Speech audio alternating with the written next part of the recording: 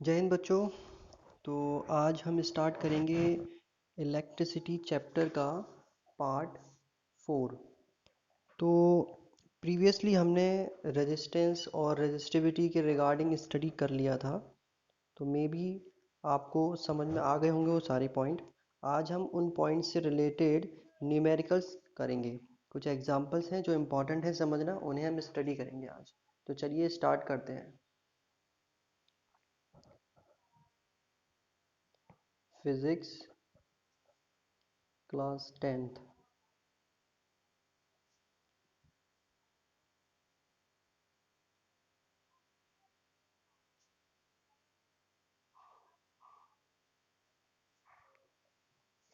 तो आज के हमारे लेक्चर में मोस्टली न्यूमेरिकल्स ही चलेंगे और कुछ टॉपिक्स अगर आते हैं तो हम उसको कवर अप कर लेंगे। तो देखिए, पहला न्यूमेरिकल बहुत ही सिंपल है, बट आपको इससे पहले ये है कि जो भी हमने फॉर्मूले पहले बताए हैं वो फॉर्मूले याद होने चाहिए। तो मैं आपको एक बार शॉर्ट रिमाइंड करा देता हूँ फॉर्मूलेज के बारे में। देखिए, एक सबसे इम्पॉर्टेंट फॉर्मूला, बस एक ही फॉर्मूले पर डिपेंड होंगे क्वेश्चंस, जो मैंने बताया था। Resistance R is equal to rho L upon A. This is the important formula for the upcoming questions. ये आने वाले क्वेश्चंस के लिए आपके लिए बहुत ही इम्पॉर्टेंट फॉर्मूला है।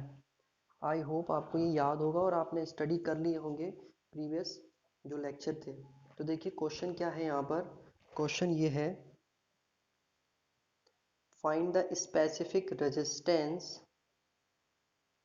find specific resistance of wire of a length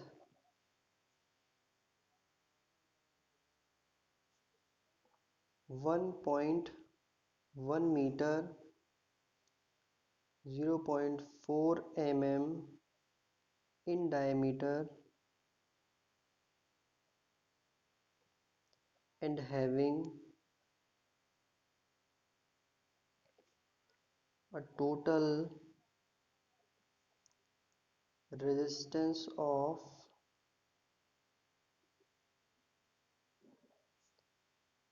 4.2 ओम। ठीक है, तो आपने ये फाइंड आउट करके बताना है कि रेजिस्टेंस कितना होगा टोटल। स्पेसिफिक रेजिस्टेंस हमें फाइंड आउट करना है। स्पेसिफिक रेजिस्टेंस क्या था? रेजिस्टिविटी को हम स्पेसिफिक रेजिस्टेंस बोलते हैं, पहले भी बताया था मैंने।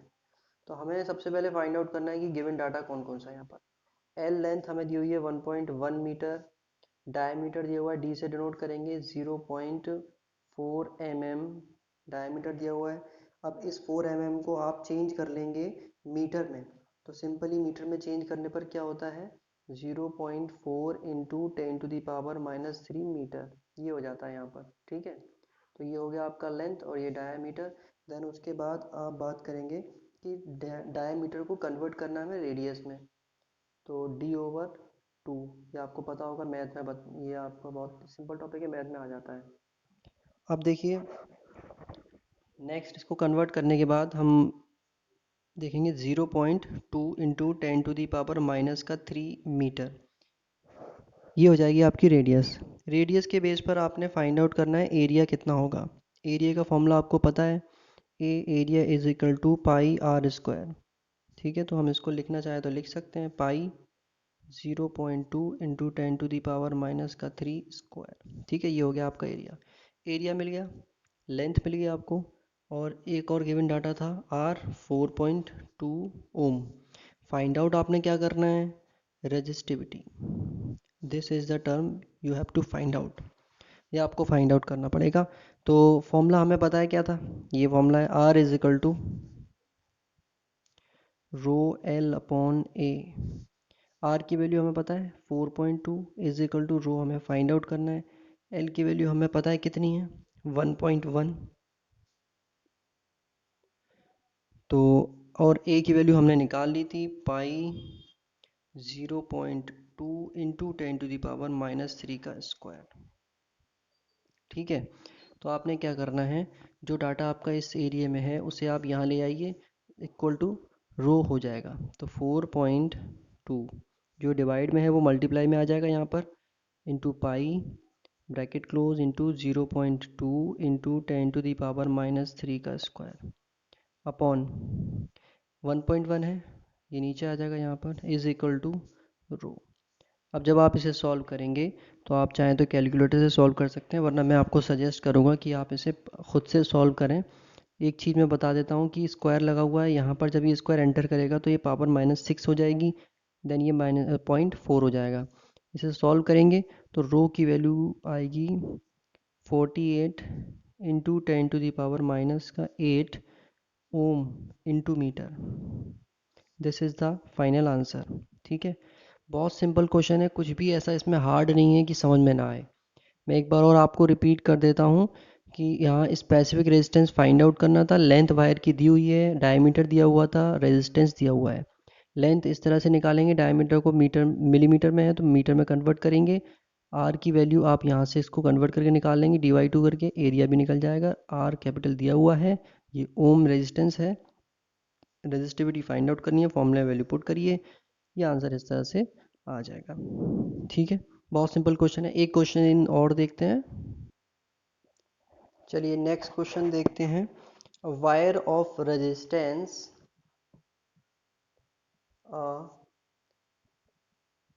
Wire of resistance 4 ohm, resistance कितना है, 4 ओम है, is redrawn by pulling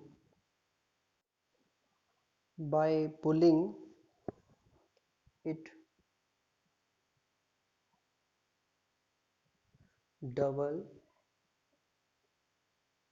what is its new resistance। तो यहाँ हमें ये फाइंड आउट करना है कि नया रेजिस्टेंस क्या होगा इसका। प्रीवियसली जो ओल्ड रेजिस्टेंस था इन्होंने दिया हुआ है 4 ओम, देन उसके बाद इसको इन्होंने वायर को पुल किया, यानी इस तरह से खींचा है, जिसकी वजह से वायर का रेजिस्टेंस चेंज हो गया। तो अब वायर का रेजिस्टेंस क्या होगा। ठीक है, तो हम पहले तो एक डाटा को एज्यूम कर लेते हैं। Suppose that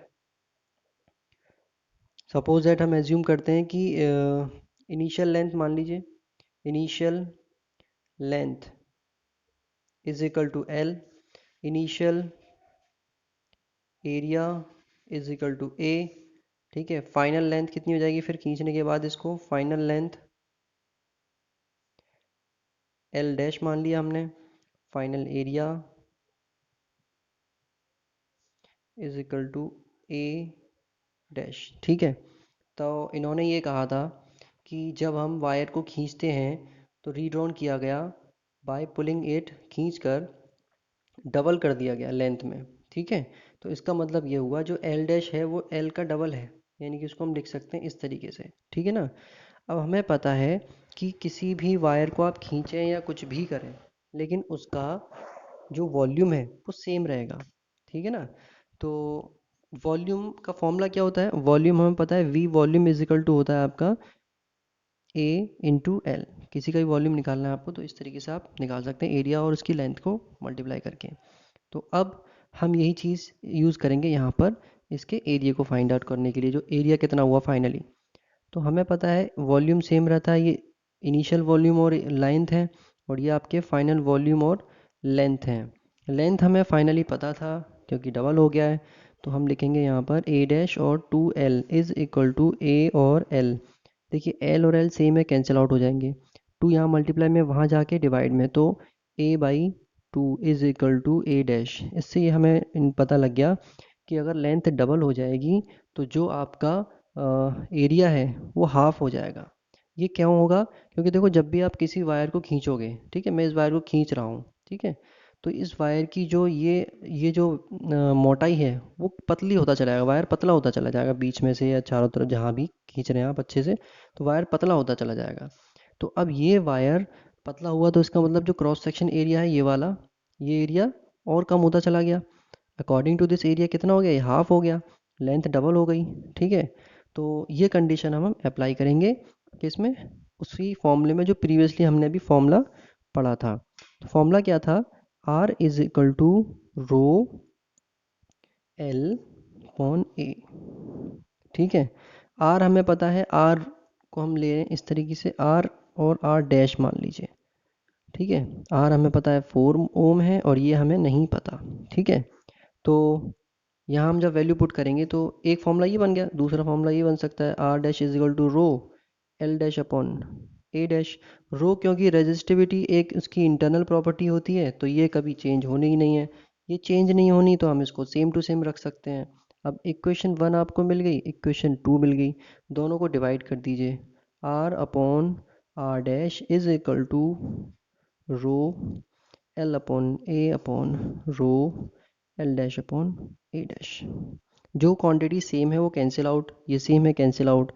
L upon A, L dash कितना निकला था 2L, A डैश कितना निकला था A बाई 2, दोनों की वैल्यू पुट कर दीजिए। L upon A upon 2L और A बाई 2, जो सबसे नीचे है वो सबसे ऊपर चला जाएगा और जो सबसे ऊपर है वो सबसे नीचे चला जाएगा।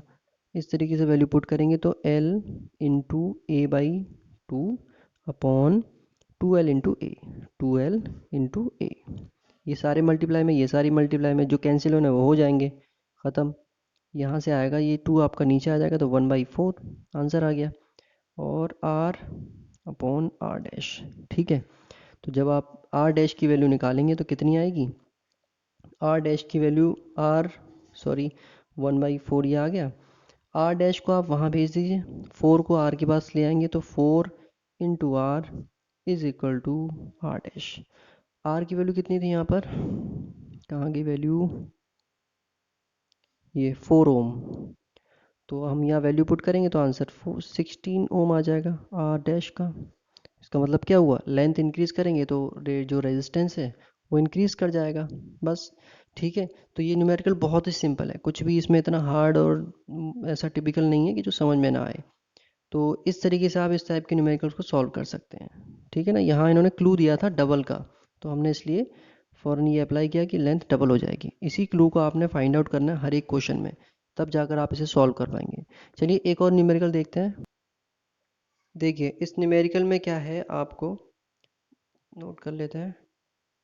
Wire of radius, a wire of radius 0.35 mm has length. ये जो आपकी रेडियस बता रहे हैं ना, ये होता है इसकी, राउंड सर्कल में देख रहे हैं, इसकी हाफ कर दीजिए। ठीक है ना, तो ये इसलिए बहुत कम होती है, इतनी ज़्यादा नहीं होती, कभी इसमें कंफ्यूज मत होइएगा। लेंथ कितनी है इसमें, 2.2 सेंटीमीटर। वायर काफ़ी छोटा है लेंथ में। अब क्या कह रहे हैं, it is made of material of specific resistance. Specific resistance, resistivity की बात हो रही है। 1.4 इंटू 10⁻⁻⁻⁸ का 8 ओम इंटू सेंटीमीटर। वैल्यू किस में है, ओम इंटू सेंटीमीटर में। अब फाइंड आउट क्या करना है, find resistance of wire. Wire का रेजिस्टेंस फाइंड आउट करना है। गिवन डाटा हमारे पास सिंपल ही है, हम उसको फौरन नोट कर लेंगे बस। Radius R is equal to 0.35 mm, इसको चेंज करना है हमें मीटर में। ठीक है, तो मीटर में चेंज करने के लिए हम क्या करेंगे, इंटू 10⁻⁻2 का मल्टीप्लाई। रेडियस को चेंज कर रहे हैं, सॉरी 0.35 में हम 10⁻⁻3 का मल्टीप्लाई करेंगे, ये मीटर में चेंज हो जाएगा। एम के एस या फिर एस आई यूनिट सिस्टम में हमें कन्वर्ट करना होता है, इसलिए हम मीटर में चेंज करते हैं। सारी की सारी यूनिट्स जो है ना सेम होनी चाहिए, इसलिए किया जाता है ये। तो नेक्स्ट हमारे पास रेडियस आ गया। अब लेंथ कितना है इसका, 2.2 सेंटीमीटर। मीटर में चेंज करेंगे तो 2.2 इंटू 10⁻⁻2 मीटर। अब हमारे पास रो की वैल्यू दी हुई थी, वो कितनी थी, 1.4 इंटू 10⁻⁻8 ओम इंटू सेंटीमीटर थी। इसे मीटर में चेंज करेंगे तो इंटू होगा माइनस का, 10⁻⁻2 का फिर इंटू करेंगे यहाँ पर भी, तो वो प्लस होके कितना हो जाएगा, माइनस का 10 ओम इंटू मीटर। ठीक है, ये वैल्यू इस तरीके से फाइंड आउट हो जाएगी। अब नेक्स्ट क्या है इसमें, ये हमें मिल गया, ये भी है, ये भी है हमारे पास। फाइंड आउट करना है रेजिस्टेंस, फॉर्मूला वही previously, R is equal to rho L upon A. Rho की वैल्यू हमें पता है 1.4 इंटू 10⁻⁻10।